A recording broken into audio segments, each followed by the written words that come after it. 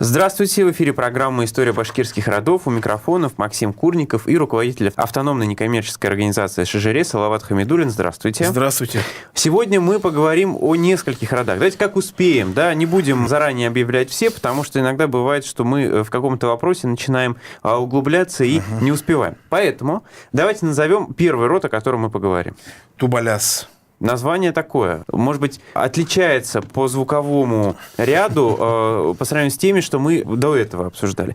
Давайте тогда начнем с расселения и названия. Роты проживают, наверное, уже везде, там, где угодно. Но их селения, традиционные селения, находились на территории современного Салаватского района.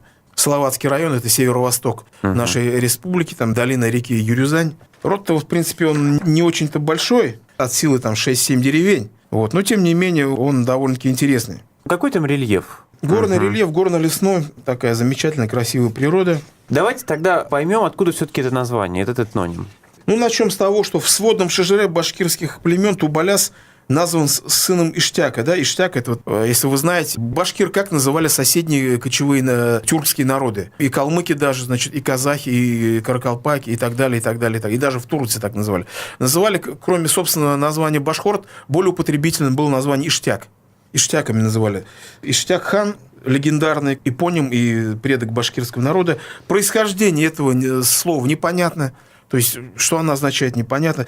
Кто-то связывал, с названием, Остяк, то есть названием хантов. Но, по моим наблюдениям, это южные кочевые народы давали это своим северным соседям. Иштяк, видимо, что-то в древности, как-то что-то, наверное, это обозначало. Ведь Остяк, то, что ханты носят, это же не их самоназвание. То есть, это тоже, это алый этноним, их прозвали, это то же самое. Это весь такой конгломерат северных племен, там, тюркских, не тюркских, там, неважно было. Для южных кочевников они, в общем-то, все были иштяками, истяками. Да, скорее всего, это так. Тубаляс как раз в одном из сводных башкирских ШЖР назвал сыном Иштяка. Конечно, это не значит, что это на самом деле так. Это просто такая претензия там, да, на укорененность этого рода в составе башкир. Но что касается самого этого происхождения, названия Тубаляс, то, в общем-то, оно довольно-таки прозрачно. Дело в том, что племя под названием Туваляс, оно не упоминается не только в составе родоплеменную структуру башкир, но опять же упоминает Рашид ад-Дин, выдающийся Рашид ад-Дин, персидский историк, который в XIV веке, являясь придворным историком иранских монголов, хулагуидов, которые те монголы, которые завоевали Иран, очень дотошно собирал все эти сведения о прошлом монголов, составил их подробную историю, которая называлась Джами ат-Таварих. И он писал: племена Баргут, Кури, Тувалас, племя Тумат, их жилище находится на стороне реки Селенга. То есть, представляете, это где Селенга? Это Бурятия, это вообще Забайкалье. Да. То есть, изначально племя это Туваляс проживало там. То есть, это было одно из монгольских племен. Либо племя с таким же названием, да? То есть, я думаю, что это именно то. Потому что таких совпадений редко находишь. Я вообще понимаю, что проблема во многом для нас сейчас в том, что мы этноним этот записываем кириллицей, да, и у нас может быть несколько разных вариантов. До 5 вариантов, я смотрю, разных. Здесь есть Тюбеляс, Тубалас, Тубес по Мирасову, да, например, и так далее. Не суть, Мы понимаем, что это речь идет об одном и том же. Выходит так, что Тубаляс изначально, это одно из монгольских племен, появились в Башкирии, исходя из, скажем, самой логики истории, не ранее 13 века, получается. Видимо, с монгольским нашествием какая-то часть этих Тубалясов откололась от монгольской массы, пришла в Башкирию, осела и основала свое, в общем-то, подразделение. Потом они фиксируются в других источниках, этих Тувалясы или Тубалясы. В сочинениях 16 века фиксируются, там, Таварих Гузида и Нусрат Наме, допустим, или история Абул-Хайр-хана и так далее. Упоминается, кстати, один узбекский бек. Убайдулла хан был такой в 16 веке, узбекский хан, и он был женат на дочери бека из племени Туваляс. То есть, они фиксируются. Как они вошли в состав российского государства об этом периоде? Там, понимаете, дело в том, что здесь по северо-востоку не имеем достаточной информации. Но они были в составе, скорее всего, Сибирского ханства на северо-востоке. Это да, они, естественно, потому что, поскольку впоследствии их территория и так и называлась, область Сибирской дорогой называлась, они входили в состав Сибирского ханства. Это безусловно. Как входила вообще Сибирская дорога, вся будущая Сибирская дорога, в состав московского государства, там ведь сложилась очень сложная ситуация. Вот пала Казань, да, весь юг Башкирии входил в состав Ногайской Орды. Ногайская Орда в 1557 году князь Исмаил тоже принял русское подданство. То есть вся Южная Башкирия автоматом вошла в состав. То есть Запад и Юг вошли. Запад как бы сам начал входить после падения Казани. Они одними из первых начали ехать в Москву и брать, договариваться с Москвой.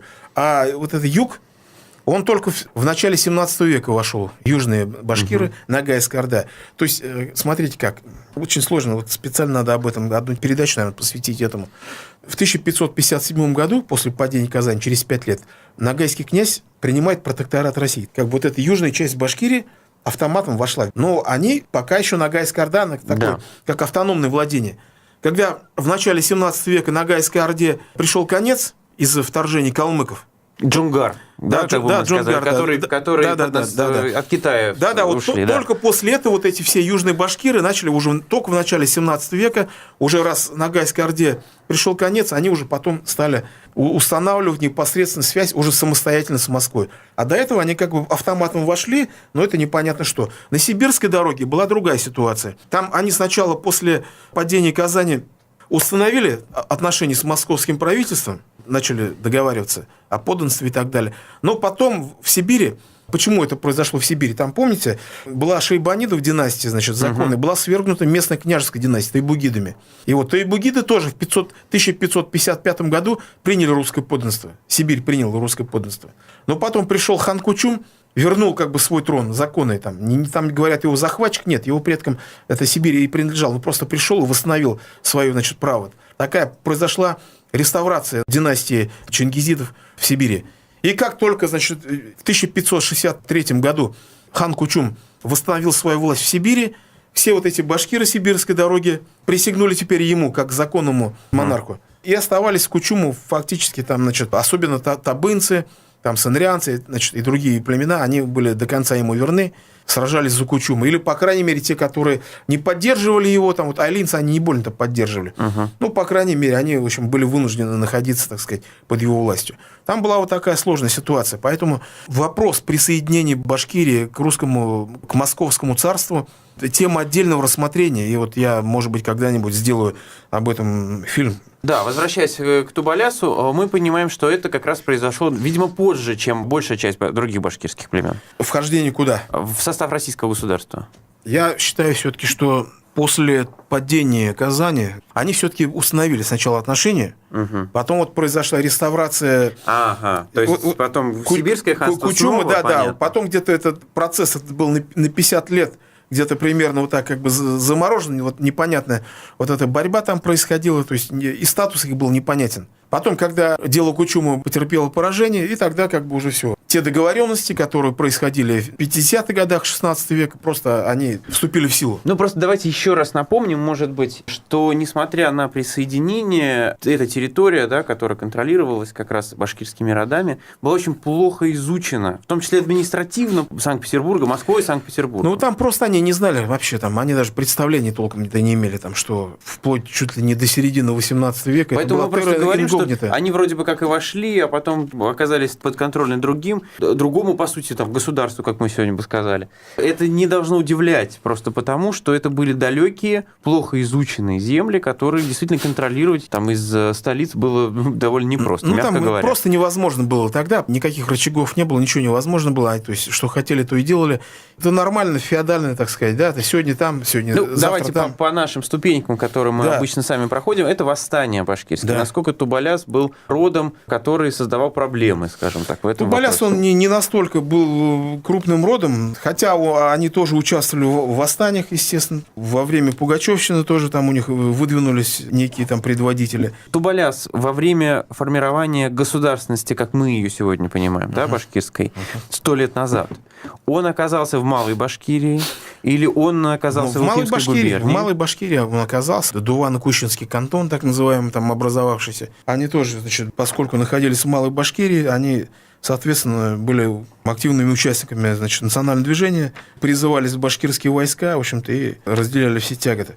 Давайте теперь перейдем к следующему роду. Вот я хотел бы рассказать о роде Мурзалар. Тоже в Салаватском районе в основном они проживают. То есть они все вот как-то компактно живут. Тоже род не очень-то большой. Название Мурзалар откуда? Вот Мурзалар, ну, это Мурзы, как бы, понимаете? Мурзы, да. Что это означает, никто не понимает. Вот. Всякие были на этот счет теории. Вот если говорить о, собственно, названии этнонима, мы же понимаем, что иногда этноним, и история этнонима, и генетическая история, они не всегда совпадают. Бывают такие случаи, что просто название там автохтонного населения накладывается там на название какого-то племени, и, в общем-то, все считают, что вот так и есть. Вот, допустим, как с гирейцами произошло. Гирейцы, да. Это род кирейт и монгольский род. Ну, а генетически, собственно, гирейцы, башкиры-гирейцы никакого отношения к монголам не имеют. Когда начали проверять, у них оказалась гаплогруппа И1. И1 именно как раз те субклады, которые, значит, ведут в Скандинавию, то есть викинги какие-то. Вот. Как это вообще? То есть это вот просто удивительно. И вот то же самое с Мурзалар. Этноним Мурзалар. Сразу что напрашивается, что это... Мурзы. Мурзы. Тоже как бы ни о чем. Хочется ведь как-то найти им аналогию где-то в древности, а в древности находится только одна аналогия. Было монгольское племя Тайджиут, тоже переводится как князья. Соответственно, можно предположить, что Мурзалар – это просто калька от монгольского Тайджиут, так? Просто чтобы было понятно, Мурза – это аристократический титул. Сын князя, да, княжич. Княжич. Князь – это бей, по-башкирски, значит, арабский аналог, там, эмир. В Иране называли сына эмира Эмир-Заде. Пропало, как у персов обычно, Амир стал Мир. Заде, Д убрали, стал Мирза. Вот происхождение этого титула. Отсюда, значит, слово Мирза произошло. Сначала Мирза, потом в тюркский язык стал Мурза называться, и вот Мурзалар. По именно семантической аналогии, вот здесь вот мы высказали мнение, что, возможно, Мурзалар происходит от этого также соционима Тайджиут. Калька с монгольского на тюркский. В башкирской этнониме примеры такие есть. Но когда начали проверять их генетически, этих племен Мурзалары, что оказалось? Оказалось вообще просто. Они с другой планеты. У них гаплогруппа опять у них оказалась И1. Скандинавская гаплогруппа. Как она здесь оказалась? Каким образом? То есть ближайшие, так сказать, родичи вот этим скандинавам, причем разошлись там лет там всего лишь вот у них вот эти ветви там лет там 700 назад. То есть как раз в раннем Средневековье. Наш генетик, который нам пишет, наш исследователь Владимир Волков, предположил, что, видимо, это какая-то заблудившаяся там ватага варягов, которую сюда занесло на Урал каким-то макаром. Заблудившиеся, это, конечно, совсем образно. Почему? Вполне это возможно было. Почему? Я вам сейчас объясню. Давайте посмотрим, где эти варяги, где эти викинги были. Да? Викинги были, значит, в Новгороде, сосредоточение. Новгородское княжество, вернее, республика, в 13-14 веках их границы доходили до Северного Урала. То есть вот так по северу до Северного Урала. И в Заурале они заходили. То есть вполне возможно, какая-то вот ватага вот этих варягов по северным рекам, она и где-то, да, пришла сюда, может быть, просто заблудилась, их тут пленили, условно говоря. Тогда люди тоже варварами ведь не были, там, зачем их убивать? Как вот обычно происходило в башкирском обществе. Берут в ясырь, сколько-то лет они живут в качестве пленников, потом отпускают, то есть такое патриархальное рабство. Потом отпускают на волю, они, значит, все здесь ассимилируются, женятся на местных девушках, женятся и остаются. То есть это полно таких было просто в башкирской истории, куча примеров. Логически выстроенная схема, какая на ум приходит, вот, возможно, только такая. Вот и таким образом вот этот род Мурзалар, он оказался в Башкирии. Нельзя не назвать самого выдающегося представителя рода Мурзалар, или одного из выдающихся, это поэт Рами Гарипов. Если бы эти варяги сюда не пришли, не было бы нашего поэта Рами Гарипова.